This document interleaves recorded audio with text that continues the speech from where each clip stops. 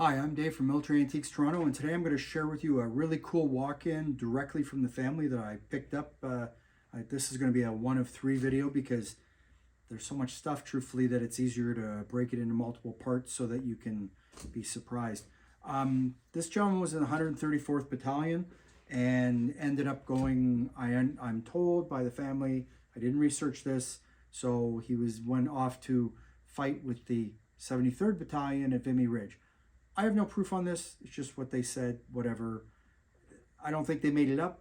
Maybe it was just a rumor passed down. I haven't researched it. I'm sure I can and will because some of this is named. So, it's a really cool group. So where to start? All right, start with the Glen. So Dice Glen leather sweatband as opposed to a silk gross grain sweatband. Leather sweatbands, I can't even speak today. Leather sweatbands are traditionally World War I, as opposed to the more modern ones you see, which are gross grain, silk, whatever. They did use silk pre-war. In general, World War I have a leather sweatband, which you can see here. Now, there's the tails, they're tucked in.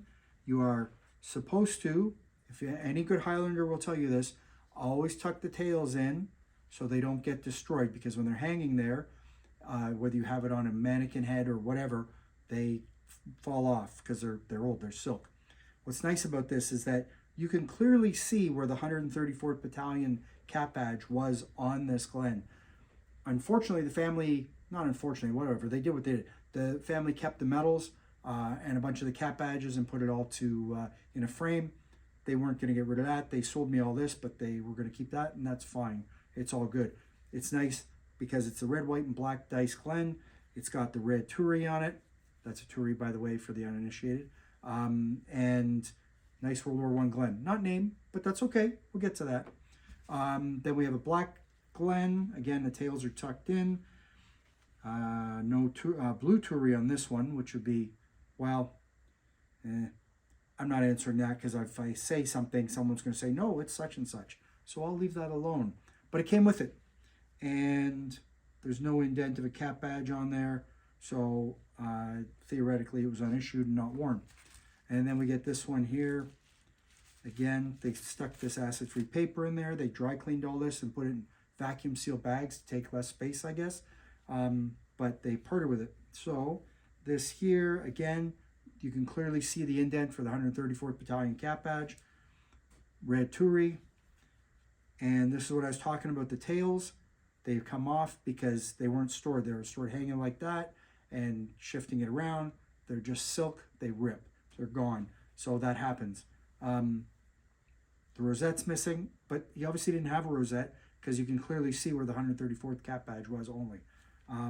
It doesn't have the leather sweatband, but it's gross grain. This is correct for World War I.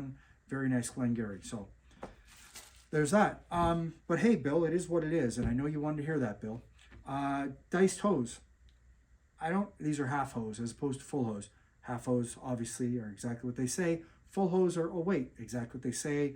It's a sock and it's a full hose. So there's no date on these. I don't necessarily feel these are first war, but they came with the group, so I'll let it go. But whatever. These are hose tops. And what's interesting about these is all the modern ones you find, even World War II, just have an elasticated piece with just this on. And it's worn on the side of the hose on each side of your leg. In this case, they're obviously full-length ties. So I haven't had them like this before. I've only had them, with elasticated. But this is obviously what he used, and he tied them around the hose to keep them up, keep them at the top, which I haven't seen before. And different colors are for different regiments in general. That's a generalization. The 48th wear these, which is, of course, was 134th Battalion. So that's all good. I'm leaving these to last for a reason. Excuse me. Then you have a First War kilt. I'm sure from the camera this looks like a dog's breakfast color-wise. You have to realize that the military, manufacturing base is not what it is now. Whereas you look at that kilt, which is clearly black watch, government tartan, and you look at that, and the 48 134th, because they're known as the 48th now, wore government tartan kilts too. It was a most common prevalent kilt in World War I to get, because there was, the Black Watch was bigger regiments, there was more of them. So in this case though, as you can see, there's no markings on this kilt at all. And the other thing you'll notice is that there's no leather straps here with buckles. Never was. And then we look at this, what I believe is a post-World War II kilt, government tartan. It's got this leather strap. It's got the buckle somewhere here. Of course, I'm missing it now. Oh, there goes through there. And that goes through. Buckles are missing on this, but that's exactly what it is. Whereas this one doesn't have that. So, World War I kilts didn't have leather straps. They didn't have buckles on them. Had to keep them up. Well, suspenders. You'll see a lot of photos of World War I Canadians, Brits wearing kilts, and they had suspenders on. They're also used to keep them up with a belt. So that's the kilt that you don't find. World War I, standard buttons. They look similar to World War II, but they're not. The World War II buttons are painted. These are not, well, they're painted black, but they're nothing like the World War II battle dress buttons. There is no tag in this. There probably was a paper label tag, which is now missing, unfortunately, but that's what happens. They get worn and they wear off. And unscrupulous people, when they find it's 1919 dated instead of 1918 and before, would take off the tag so that they can sell it to someone and rip them off. I don't know why you'd bother. It's easier to be straight with people, because all they have to do is go look up the code on it if there's a War Department stamp, and they'll clearly see it's 1919. But you know what? It takes all kinds. I'll come back to the spats. So, kilt, sporran, Black Watch. As I said, supposedly he went off to the 73rd, and I'm sure someone's going to argue with me about this. I know one collector, 73rd, I don't talk to him. And 73rd is part of the Black Watch, 13th Battalion, 73rd, and 42nd, and so on. So, Black Watch, great. Unfortunately, it's not perfect. It's kind of dried out a little bit. It's missing one strap here. You can see it's missing. It's not perfect condition, but you know, it's got 5 tassels. It's got the badge on, St. Andrew. You know what? It's a standard small pattern kilt sporran that you would find from the World War I era. So that came with it. It's all one guy's stuff. So well, there was 2 brothers, so but supposedly this is all one of theirs.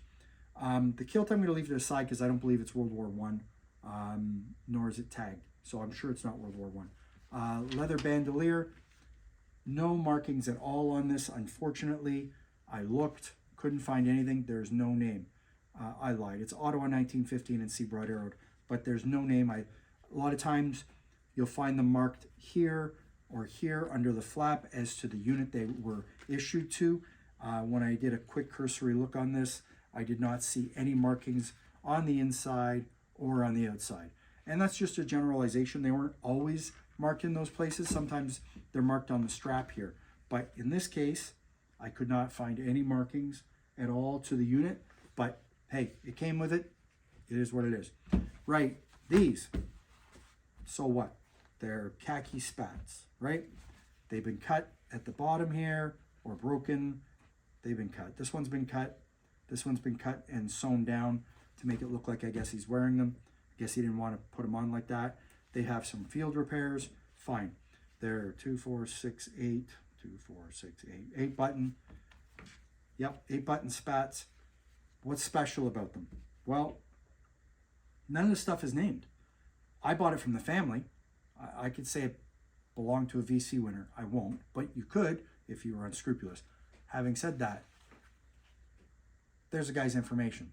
So, Private J. Roy. Now, they're both got his name in. Private J. Roy. Left and right spats. Great. So, the important thing here is that you can look up that service number, which is right there, and it clearly shows he's 134th Battalion. Now, with that information, I can find out if he was transferred to the 73rd or not, which is family lore. I have no proof. I haven't researched it yet. That's just what the family told me when they came in and sold me all this stuff. They didn't sell me everything. They just sold me this stuff. But that's cool because you can name it. And you know these are World War I spats instead of the huge amount of post-war modern spats you find. You know, they're normally white. These are khaki instead of white. They've never been white. They were always khaki. And hey, there you go. It's World War I. I'm sure they'll show up in a book soon enough because I'm sure someone's going to see this and want them. This came in like this. Unfortunately, it's a light respirator. It's a dog's breakfast. It's parts. It's rotten. It's falling apart. There's no canister. There's the breathing tube. There's the nose clip. You know what? That's all that's there. It's literally falling apart in my hands. I'm going to put it back in the bag. It's the way it came in. It's the way it'll go out if I can find someone who actually wants it. I'm sure someone will want it. Hopefully, maybe. Last but not least, I left this on purpose. First War kilt. These are dry cleaning tags because they had it sent out and cleaned. Sorry, not a First War kilt. I lied. There's usually a paper tag in here. They progressed then to fabric tags. It's always on this side. This does not have the straps on it. Sorry, it has the straps. It doesn't have the buckles. As I said earlier about First War kilts, I believe this is a kilt from the 50s. Judging by the material, it's finer than this one. This is a much coarser kilt from World War I. And I don't believe this is World War I, though the family did claim that this was their family's World War I black watch kilt. I don't really believe that. But hey, you know what? It's the way I got it. It is what it is, and I'll just pass it on. So it's all good. You never know what you're going to get when you have a retail store. You can get every story under the sun. And some of the stories you get are pretty incredible, actually. And some of them you just shake your head and go, sure, yep, I'm sure I believe you. But some of them, stranger than fiction, they are true. So it's pretty cool.